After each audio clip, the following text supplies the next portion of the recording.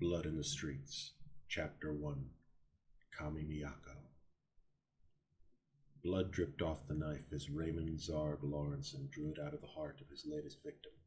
The eyes were wide and white with terror, so white that even with the minimal light of the moon, the cardinal of Earth could see the fear as if it were daylight. A scripture member for many years, he had never really enjoyed killing as some of his peers and predecessors did. In that, he was closer to Zeshi. It was just a job to be done, no real thrill, even if their reasons differed. However, this he was starting to like. As he wiped the knife on the man's hair, he looked over at the corpse of his victim's wife. She, too, had eyes frozen in shock. She'd been the first to die. Her hazel eyes were already turning milky, and her body's color fading and beginning to turn pale. Her husband's eyes would be like hers very soon. Their matching brown hair was actually of similar length. They were an odd pair, but they did not die for their oddities. Instead, they died for their brutality. You couldn't be satisfied with just being rich, could you? He asked their corpses. They didn't answer. Corpses seldom had much to say. He continued anyway. You had wealth, social status, authority, but you just couldn't keep your hands to yourselves. If you'd just owned slaves and given orders and the like, you might still be alive right now. But now you're dead, just like the slaves that you have put down. He took a breath and then inquired, "Do you like how it feels?" There was a hint of mockery in his voice. All he got in return was silence, save for the sound of blood dripping onto the polished wooden floor as it trickled down the sheets and fell away from the bed. He didn't expect anything else. He usually didn't talk to the corpses, but it was starting, little by little, to become routine. This was his fourth couple, and he'd enjoyed this kill more than those he'd done in the line of duty. At least I got some satisfaction out of it. You can feel glad that you served at least that much of a purpose. He talked on as he wiped his hands clean. I think I've learned something from you two, at least. Something I've been wondering about since my second couple killing. Do you know what that is? He asked as he sheathed his blade. He'd hide it soon, but he didn't want to chance any stray drops that might incriminate him. He then took a cloth and dipped it in blood. When he'd hid the knife later, he would stain it with the blood from the cloth, and the frame job would be complete. He glanced back over the dead, seemingly awaiting the answer from the inanimate couple. He took their silence as curiosity with an ironic smirk. But the reason I enjoyed killing you two was because you deserved it. I found, I think, that the reason I'm starting to like this is because the reason I'm doing it is making the act ever more enjoyable. Well, have a nice night. I'll be taking a few of your things, and I'll be hiding them in one of your competitors' homes, Raymond replied, throwing a few glances around the room. You understand. I kill you, the state kills someone else. It makes the whole thing easier for me. I'd say this isn't personal, just business. But who am I kidding? This is very, very personal for me. The cardinal finished with a sharp tone, and after listening carefully, he snatched a few valuables up and went out the window. He made sure to leave the window shut behind him before dropping down to the ground. It was trivially easy to go to the family's biggest rival in the agricultural slave trade and plant a few stolen items in the basement. As he walked home, he pondered the likely events. In the morning, he thought, the bodies will be discovered by their servants. As their slaves are secured elsewhere, the normal blame will not likely fall on them. Some objects will be discovered missing, and an anonymous witness will report seeing similar objects in the home of arrival. A spot of blood will be found on one of them after an investigation, and 2 more will be hanged before the end of the week. How lucky we are about all this putting a glut of slaves on the market. He contemplated all of this with a warm glow in his heart as he reached the door of his home. He entered quickly and quietly and found nobody there to attend him. That was as he wanted it. He went quietly to his room and again found Nilla asleep in a chair waiting for him. She'd made this part of her routine now, despite his admonitions that she didn't have to do so. Her long blonde hair was not in the braid as it had first been. That had been the first real choice she'd made for herself, to let it fall free. Perhaps to her it was symbolic of what he was promising her. Perhaps it was just an idle preference, or perhaps it was just her test to see if he meant what he said about her having a choice about her life at last. He sighed heavily and quietly closed the door behind him. He struck a matchstick, then touched it to the wick of a candle, and approached her with slow and soft steps, exercising care to not startle the poor girl. And then he crouched down in front of the sylvan-figured girl and gently touched her shoulder. "Nilla, Nilla, wake up," he whispered softly. Her eyes flew open at his touch, nearly jumping off the chair. Sir, is there anything I can get you?" she asked in a frantic voice. "I'm sorry, I fell asleep, sir." Raymond stayed crouched so that he was level with her. She was probably 3 times his age, yet she seemed so young and small and anxious. To see her still waking up, frightened of him, practically broke his heart. Zeshi's words came back to haunt him again. "Are you going to resign?" she'd asked him all those months ago. And after he denied such an intent, she had added bitterly, "Then you approve." She'd called on him to make a moral choice that he did not make, a choice that she had already made for herself, and he had let her down. Now he couldn't resign, because his job was his cover. Still, he thought, at least now she might approve of his remaining behind and remaining a cardinal. "Nilla, you don't need to apologize. It's late out and you have your own place to sleep, so you don't need to wait here for me. I've told you that 1,000 times, he said gently. Nilla met his eyes and found no lie there. She had gazed into his eyes many times. Every time he told her he wouldn't hurt her, every time he was nice to her, every time he told her she didn't have to genuflect and treat him as a master, she'd looked there again. She'd searched over and over in those eyes for a lie she was sure had to be hiding inside them. Yet all she ever found was warmth and sympathy. It was impossible to believe a cardinal of the nation that had sold her over and over again could ever be this kind. And so she searched. "Sir, even if that is so, I want to," she said softly. "You've been kind to me. I don't want to take that for granted." She graced him with a smile. It was small, it was nervous, but it was there and it was hers. She often wondered if he knew that still behind her eyes there was a disbelief that he could be other than a monster. He shook his head. "Well, all I need now is sleep, so you can go to your space and get rest for yourself," he whispered to her. She stood slowly and bowed her head and gracefully walked out. The way she moved made him think she must have been very fond of dancing before she was captured. She moved with the grace of wind over spring grass, not a single extra gesture to be had, and then she closed the door, leaving him alone. Raymond nestled himself under the covers after he undressed. The bed was delightfully cold, and he loved the feeling of it warming up under his body.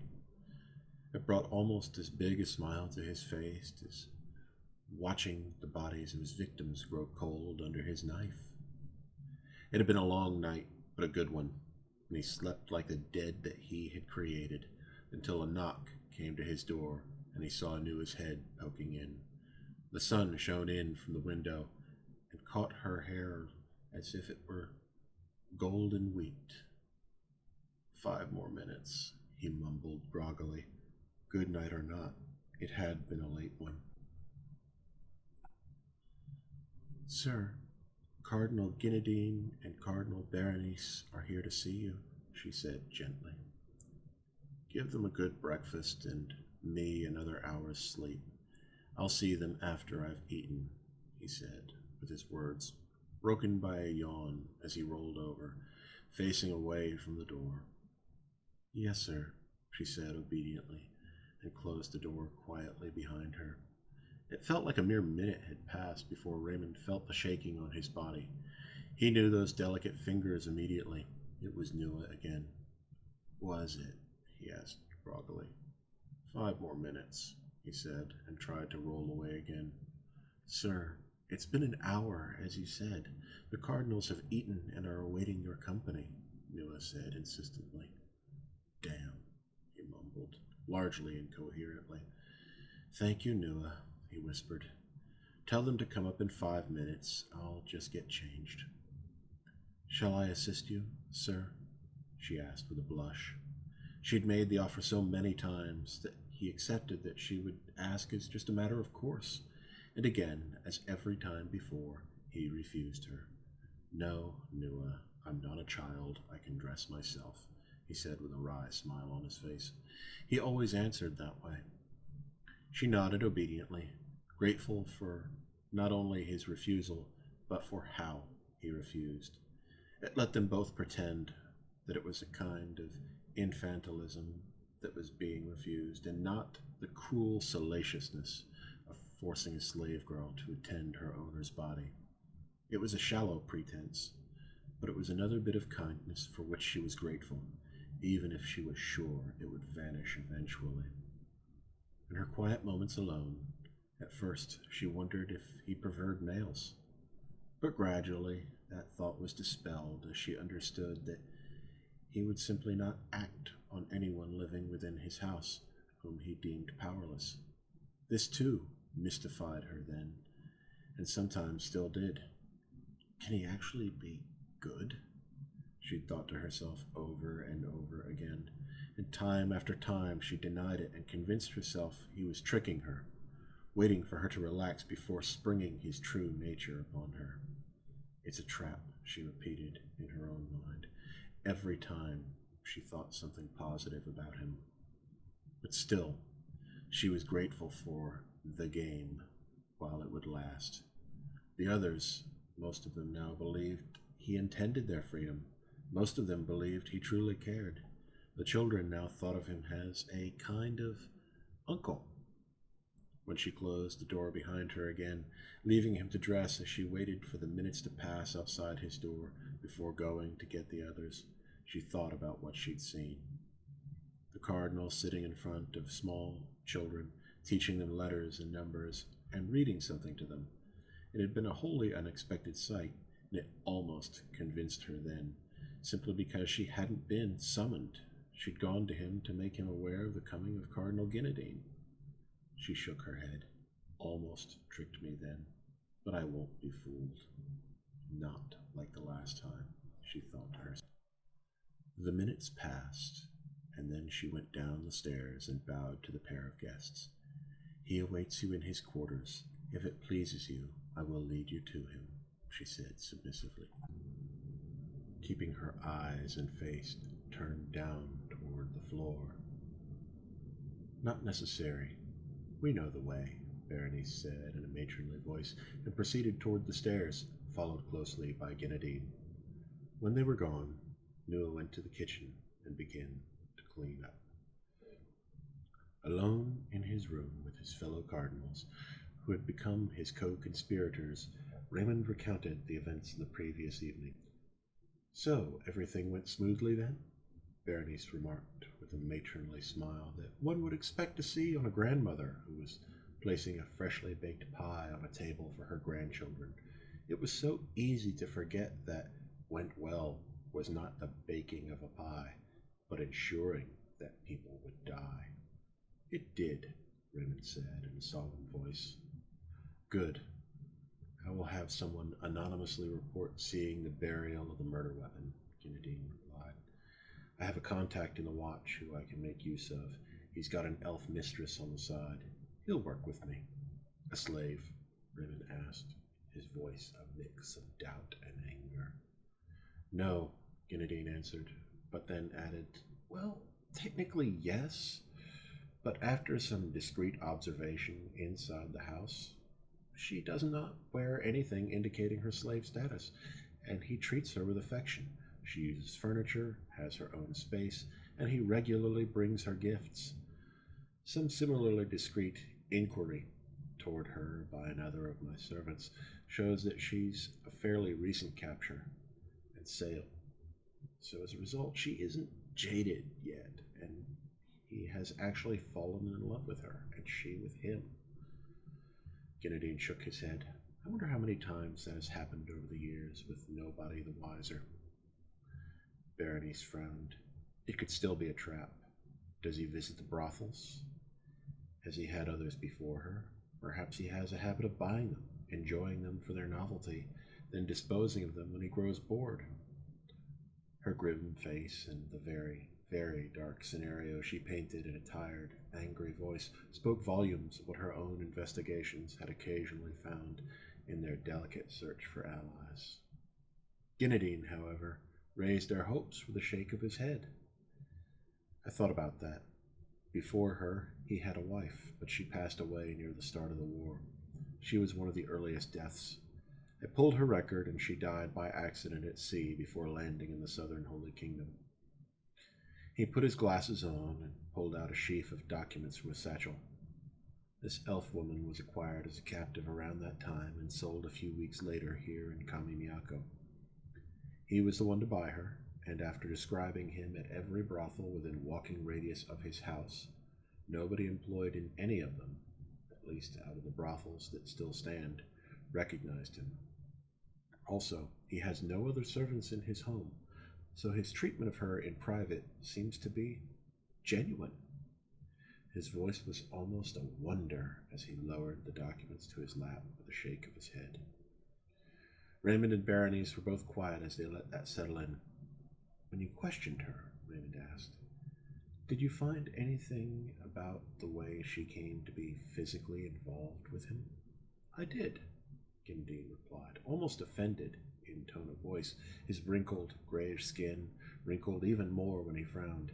Do you think me a fool? I had an elf girl talk with her in the guise of a fellow slave, and apparently he didn't lay a finger on her. He was just lonely and sad. She developed the affection for him all on her own. From everything I've found, I am convinced he'd die for her if he had to. He'll be sympathetic, believe me. It's an enormous risk to bring another in for this work, Raymond said uncertainly. It is, but we need a few allies along the way if we want this to be effective, Berenice added. I suppose so, Raymond relented, lowering his gaze and relaxing visibly in his chair with a sigh that was heavy with concern and outright anxiety. So, what else did you want us to come here for? Guinadine asked. I realize your late-night activities keep you tired, but you know how I feel about being kept waiting, and I have my own work to do as well. It was a mild rebuke, born more from his own anxiety than any real annoyance, so Raymond let it pass. Besides, they would not be disappointed in his reason for sending word for them to come to him. Raymond stood up without a word and went to the chest at the foot of his bed. He took a small brass key from around his neck and knelt down and unlocked it. When he heard the little snick of the lock, he stood up and opened the top. Look, he gestured to the chest, and the two rose from their seats and looked over at the chest where he stood. Their eyes widened to the size of dinner plates, and their mouths fell open like trapdoors beneath a hangman's noose. There within the chest was bar after bar of solid gold, glinting in the light of the morning sun. Where? Berenice asked in hushed disbelief. How? Guinadine managed to utter in a like tone. Raymond looked up from them and down to the gold. These arrived yesterday. He swallowed hard. They came to me from the Sorcerer King, after he sat with me here in my home. after having heard of my letter seeking his assistance. They are to be used to pay for all the costs of our enterprises beyond the walls and save as many of the elves as we can. They answered with silence. It was the only appropriate answer that any of them could think of.